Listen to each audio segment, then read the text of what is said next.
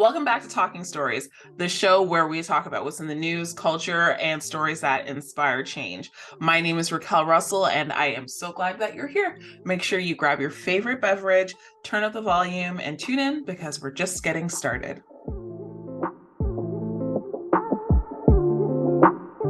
Alrighty, welcome back, y'all. I am so glad that you're here joining us. If you're joining for the first time, hi, welcome.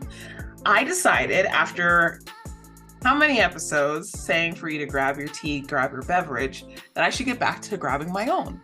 So today I have a very big cup. If you can't see the big indigo cup with an R on it, thank you to my twin, Raquel. The other Raquel, I'm not talking about an imaginary friend named Raquel. Thank you for the big cup that says R on it. And my big cup of tea that's in it. Actually, funny thing, the tea bag this is English breakfast. And I just opened this package from what I believe was a gift that I bought for someone when I went to visit my family in the UK back in 2018. I don't remember who it was for, but I just never gave it to them. So today I opened it, and honestly, I didn't realize until after I opened the tea that I had bought it for someone. So sorry to whoever that was supposed to be for. Apologies. Anyways, back to the show. If you're a new time person here, I am a multimedia storyteller with experience as a writer, communications professional, and journalist, content creator, and now podcaster. I am really glad to be doing this show where I just get to talk about the things that have shaped my life, which is inherently storytelling. Through my religious upbringing, through my interests in the arts and communications and marketing. And I just desire to, continue to fulfill that love here through the show. So I hope that this place becomes home for you and would love to hear from you. Please make sure to send a comment. You can subscribe. You can send me a DM on our social media channels. You can just look for Talking Stories with Raquel Russell and our social media should come up. But as you listened to the episode last week know, we are moving at shorter episodes. So trying to make sure that we keep this nice and sweet, chatting about a couple of stories that are happening in the news, social media, my thoughts on them. I'm going to be continuing to incorporate some things about fandom, and here and there, things about what's happening in the world of communications and marketing. And I am very looking forward to having new guests on the show, new co-hosts, just to continue to keep the conversation going. There's so many things to talk about. But again, I just want to make sure to be very clear with my gratitude to everyone who listened to last week's episode. It was so good to see those numbers coming in. If you're enjoying the content, again, if you can leave a comment on YouTube, the YouTube video where you can watch this episode, or even better, review the show. I know that you can review the show in Apple Podcasts. I'm not sure how they say it. I'm sure they say review the show in Google Play. I'm so sorry, Google Play people. I know the episode goes there, but I need to get an Android and see what it looks like, what everything looks like on that platform. But yeah, feel free to leave a review. And I've got some good news. So in the episodes prior, I've referenced old episodes. Like there was this whole series that I did about an ode to comic book journalists. And I talked about journalists like Lois Lane, Ben Urich, and many more. And then I realized you can't access it in the normal list of episodes because I did those episodes on SoundCloud. So by the time you're listening to this, I've hopefully moved the new episodes over. And if not, they'll be there very shortly. And I hope you enjoy. Do not mind the old quality. It was not up to par, but as we do as human beings, everything just keeps getting better as we go along. So I hope you do enjoy that. Just getting into a bit of my week. I don't know about y'all. This week has been very busy. Lots of changes, lots of balls in the air. Well, I'll be honest, just a lot of stress. And I think a lot of us are stressed right now. Just the state of the world. I don't know if you're all hearing about the news of the fact that we're going into a recession, or as I've been seeing that we're basically in a recession and people just don't want to say the R word. Whether it's just the mouthful of things you could talk about, things that are happening in the States, things that are happening around the world. It's a stressful time. So I really want to encourage you, if there's something that brings you joy, not if, the thing that brings you joy, go back in your memory, think about it. And I'm preaching to the choir. Make 5 minutes for it, make 2 minutes for it, make 15 minutes for it. Yo, if you can do an hour, make time for it. Uh, None of us are good operating with nothing in our souls. If we're just, ghoulless people walking around fulfilling a job, making this capitalism machine go, we're just soulless. And I don't know, for me, it feels like a slow death. Uh, yeah, even if it's 15 minutes, an hour, even, like, make time for the things that can bring you joy. It's such a rat race that we're in right now. And I know, like, I had some really down moments this week. I mean, we also experienced a loss, and I'm not going to get into it, but loss always makes me reflective as well. And one of the lines that's been kind of repeating in my head every so often over the last couple of months is the reminder that life, it's actually I'm not going to take credit for this. This is a Bible verse. I don't remember the exact verse, but it goes, life is a vapor. And the phrase that just kept playing over in my mind was, life is but a vapor. Basically meaning life goes so quickly and things can change so fast, and valuing the moments. And I know we talk about this and we hear this a lot. But it's something that I'm trying to let permeate myself, if that makes sense. Like, for example, so I went to this amazing party a couple of weeks ago with a couple of my friends. And, I got really dressed up because I was really happy to go out. I hadn't been out in a very long time. And I just wanted to have fun before, winter came back and we couldn't do anything. So I got dressed up, went out, and, I didn't take a lot of photos of myself or allow myself to enjoy the moment and, be confident in myself and just, like, own the space. And I saw some of the pictures that came back from the event, and I'm going to post some of them. I am going to share some of them.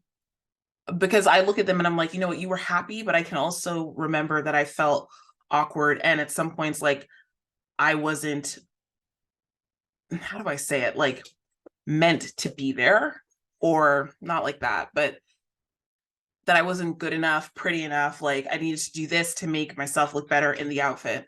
Um, and I went to another event today, which I'll talk about later. And I remembered that and said, hey, life is but a vapor. Own the space, own the moment, get your photos, get your memories. I know my mom is like that. She's someone who gets photos everywhere. One of the things she always says is she wants to have the memory. And sometimes, it kind of irks me. I get annoyed for a lot of reasons sometimes.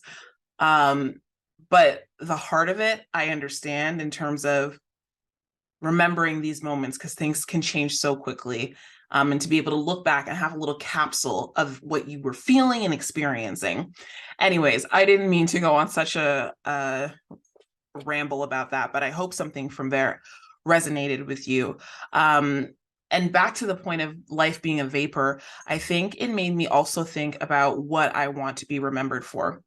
And one of the things that I've been super conscious about lately is that I'm so busy all the time that I'm not making time and space for my relationships, my friendships, in the way that I think I prioritized more when I was younger. And not that I had less responsibilities, but I think a lot of us are exhausted in a different way than we might have been when we were younger.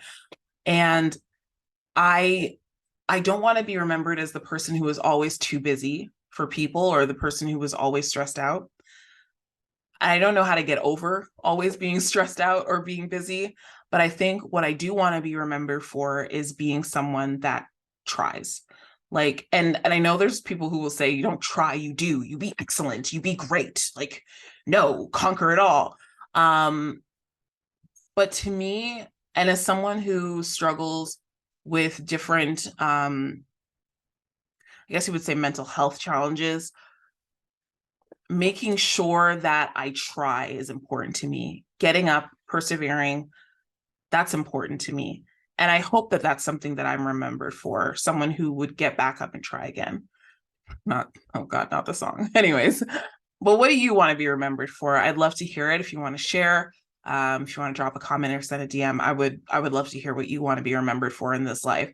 I can be the one other person in your life who holds a capsule of that person that you want to be. Yeah.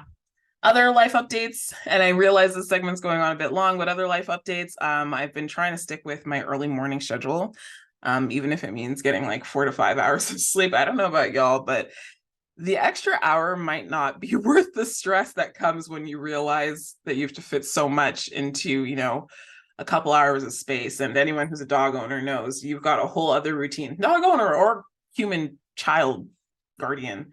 You know you have a whole other checklist of things that need to be done for some other being before you even deal with yourself. But anyways, that's a bit in my life updates. I want to get a little bit now into things that have been in the news. So obviously, anyone paying attention to politics, or honestly, you don't even have to be paying attention to politics. Liz Truss, the United Kingdom Prime Minister, she has resigned after 44 days in office. I don't like to laugh, especially when it's women in leadership positions and these things are happening. That's one thing that I've been mindful of in terms of my amusement from some of the reactions to this.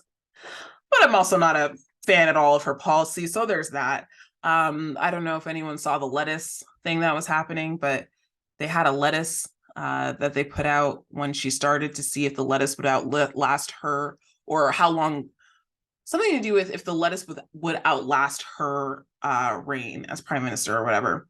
The lettuce outlasted her. They dressed that damn lettuce up. I was shook. I saw one tweet came through. Where'd my phone go? I was charging. One tweet came through about like, I think that Liz Truss is not gonna be outliving, like, was it Doctor Who? Wait, my laptop's connected to my phone, so let me see what I said myself. Oh, it was, oh, here it is. Hold on. Liz Truss is the only PM to not have an episode of Doctor Who aired during their premiership since the show began in 1963. I don't know if that's true. I think I saw some comments in there that might change, but yeah. So Liz Truss, there was a Taylor Swift album that came out with obviously a lot of discussion. Yeah, I don't know. I haven't listened to it yet. I'm sure there's some masterpieces on there, but I also heard about some things that had to do with fat phobia, and some of the music video imagery. I haven't dug too deep into it, so I won't myself talk into it, but if you're interested in learning more, I'm sure you can go and look that one up. Also in the news, Kanye West has back with wild statements. So if you've been paying attention, he's also been saying some new anti-Semitic statements. I'm not going to repeat them here, but it's now being felt in his wallet, where he's been dropped by Balenciaga. There's been calls for him to have his ties severed with Adidas.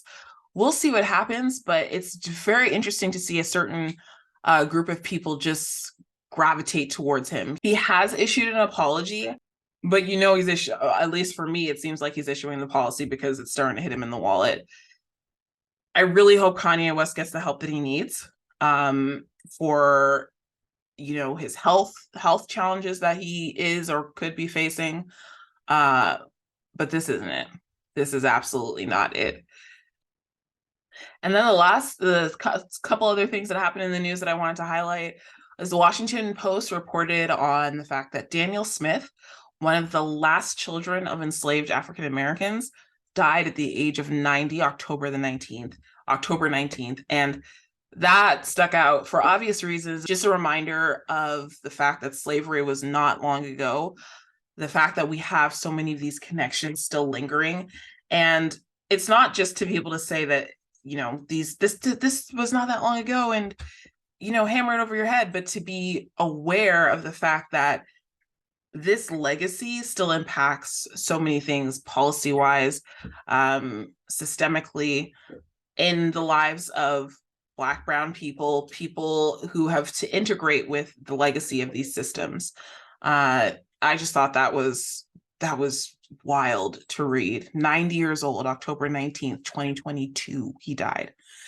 And then finally, on a lighter note, I actually got the chance to go to BLAXPO in Toronto. The career fair is back in person.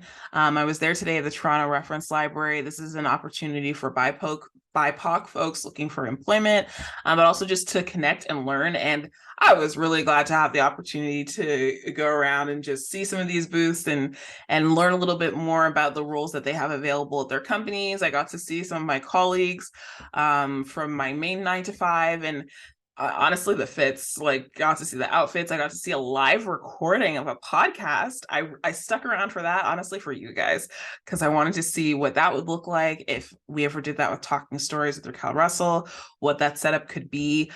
I envision the room, I envision the vibe. God willing, we'll get there. But yeah, no, I thought it was a great experience. If you're watching on YouTube, you're going to see my little grab bag here. And if you're not watching on YouTube, you should go watch on YouTube.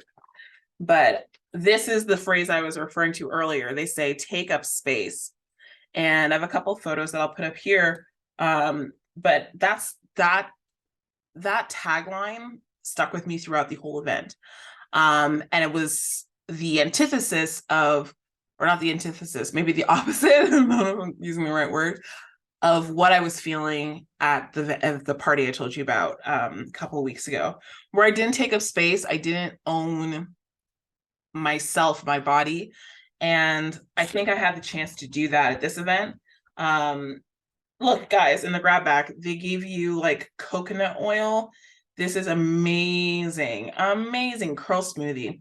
I have locks, so I'm not sure how well this is going to work for me, but it's here. And I got some turmeric gummies. We love that. And some very cute notebooks. It was just such a great vibe. And I'm looking forward to hopefully volunteering next year, and getting to see a little bit more of the behind the scenes. But that's a bit of in the news. Let's go to our fandom stuff, because I gotta talk about some fandom stuff. Yeah. What's your drink of choice? A Negroni. I was going to say Magliato. With Prosecco. Oh, stunning. Yeah. What's your drink of choice? I just have to play that, okay? That clip has been sticking in my mind. For anyone who doesn't know, that is Olivia Cooke and Emma Darcy from House of the Dragon, and they have permanently altered. I said this on Twitter the other day. They have permanently altered the way that I say the word stunning. It is now stunning. Stunning. Oh my gosh, I love it. Anyways, so I played that clip because y'all, any House of the Dragon fans listening here, episode 10 got leaked. If you're a Game of Thrones viewer, I won't say fan, because who amongst us are those anymore? But if you watched Game of Thrones, we've seen our fair share of leaks with Game of Thrones. This is the first time it's happened to House of the Dragon. And I'm going to be honest, some of these reactions are making me very nervous. But I am also going right back to the safety of, hey, nothing can be worse than Game of Thrones, the season 8 ending, right? Right.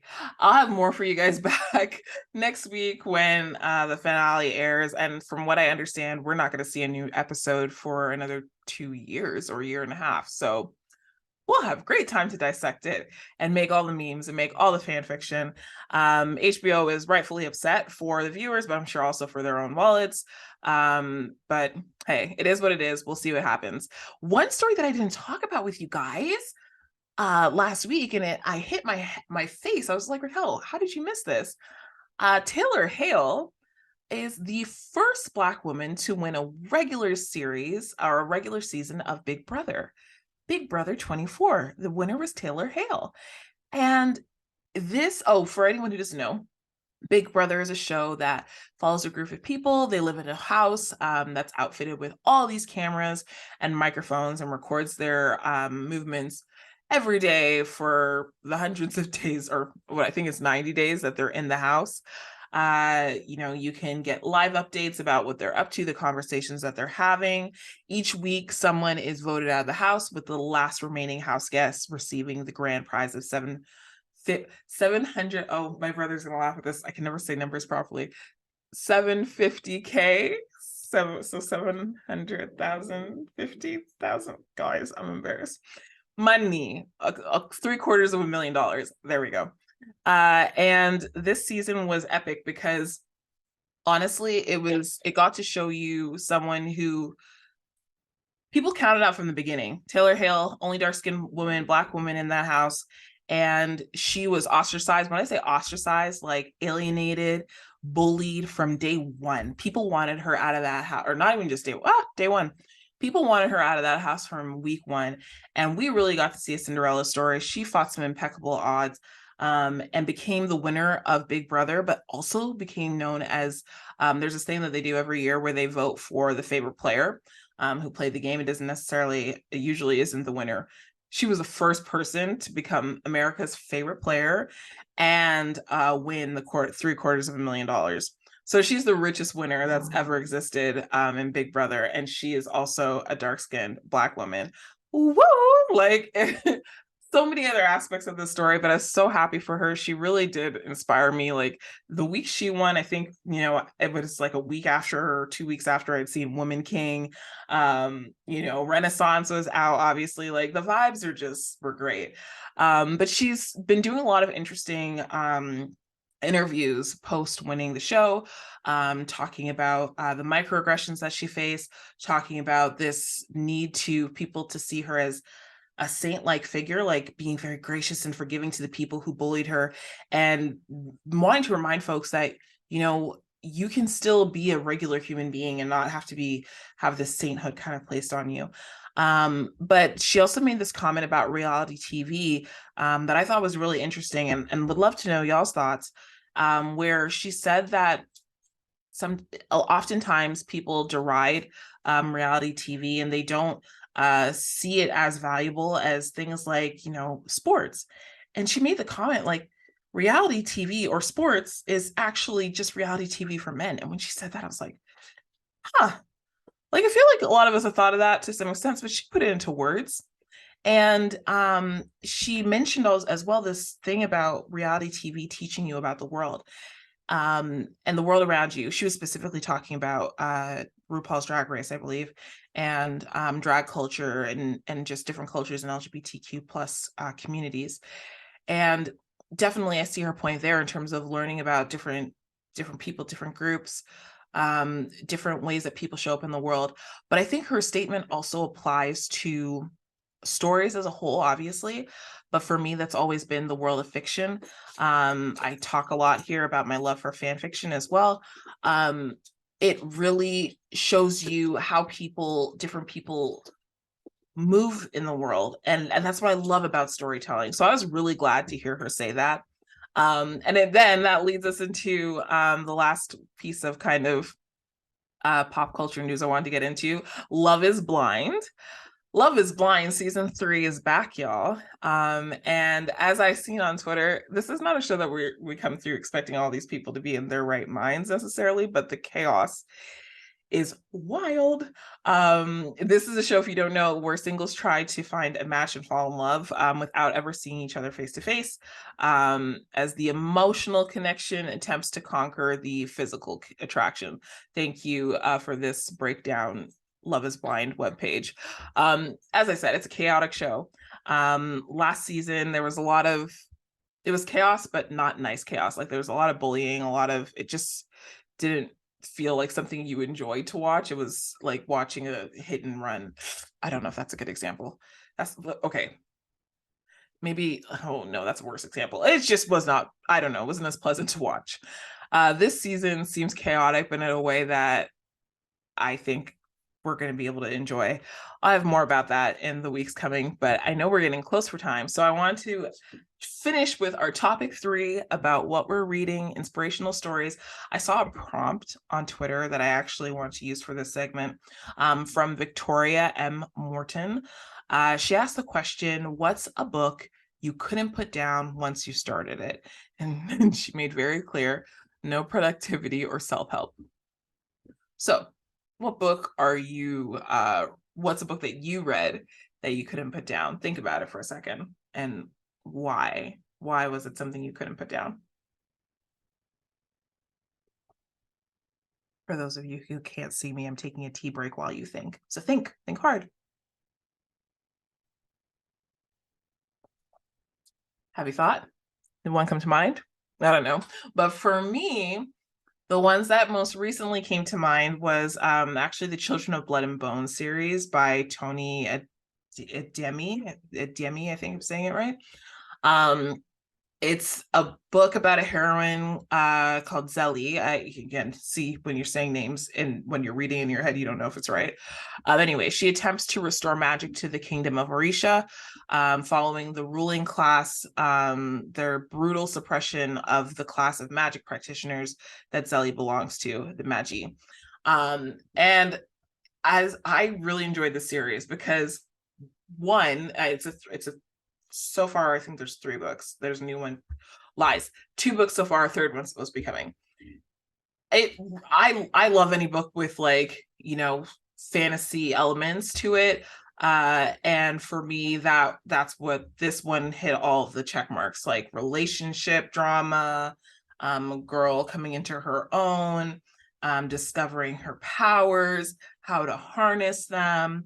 But then I won't spoil it, but there's a moment at the end of the second book where it just really comes back to home, the whole story. And when I tell you, I was shook. Whew. So that was a book I remember like getting no sleep. Like a couple of friends had been saying I should read it for a while, and it just took me a while. Whenever someone tells me to read something, maybe it's the rebellious spirit in me, but it takes me a while. Once someone tells me to do something, I'm like, But when I did read that, I couldn't stop. The other recent ones that come to mind, honestly, probably Harry Potter. Because I read the Harry Potter books in my 20s, late 20s. It's probably not surprising for anyone here who also grew up from an evangelical-ish home. But yeah, for me, it was familiar. The kind of characters, the story arcs. It was definitely fantastical. Obviously, unfortunate things have happened in the last couple of years with the author, but I was really glad to be able to have the experience fresh for myself. Like there was a lot of things I didn't know, even though I know I grew up in the generation of Harry Potter, quote unquote. But yeah, that was the other one that I couldn't put down. And actually, I pulled up all of these bullet journals just to look through because I started in recent years like making a list of the books that I read in a year. And I'm really happy that I did that. I won't take the credit. I got that inspiration from Pinterest. But 2 of the books that I also remember being hard to put down was Year of Yes by Shonda Rhimes. I think I was just fascinated to learn her story. Someone who has accomplished so much in the Hollywood industry as a storyteller, as the genius behind one of my favorite shows, Scandal. Ask anyone. That's one of my favorite shows. I can repeat lines to you. If you want me, earn me. But her book Year of Yes, that I could not put that down. That was amazing. I think actually I ended up switching to the audiobook for that. And then the other one is actually Searching for Sunday by Rachel Held Evans. And if I'm remembering correctly, this was her talking about her journey. My dog's trying to break through. Sorry. So this book, Searching for Sunday by Rachel Held Evans, it was called Loving, Leaving, and Finding the Church. And this book really resonated with me as someone who has been at each of those stages. I think I'm still probably in the process of finding. Yeah. So yeah, that book really spoke to me. And maybe I should talk more about that episode. Maybe I should just dedicate a segment to that episode. A segment of the episode to that book. Yeah, so I would add that to the list. So definitely Children of Blood and Fire, Blood and Bone, Children of Blood and Bone, for fictional, Children of Blood and Bone, the Harry Potter books. Oh my gosh, there's this fan fiction that I love, Landscapes of Blurred Consequences. I think that's what it's called. And then again, in terms of quote unquote real books, Year of Yes by Shonda Rhimes and Searching for Sunday by Rachel Held Evans. But what about you? I'd love to hear yours. But yeah, that concludes the episode for today. Thanks again for everyone who's been supporting it. I hope that you enjoyed this conversation with myself. And I look forward to seeing your comments in our different platforms. Again, if you have someone that's inspired you and you want to shout them out, please leave a comment or a message on our socials. I would love to read them in an episode. If there's a news item that you're interested in my thoughts about, or a story you're interested in my thoughts about, let me know and I'll cover it in the next episode. Again, follow us on our social media channels. You can also follow me at Rack Lion Chaser, RAQLIONCHASER. I'm looking forward to chatting with you next week. Signing out from Toronto, it's Raquel Russell. Thanks for listening. And as always, I'm rooting for you. I'll see you next week. Bye.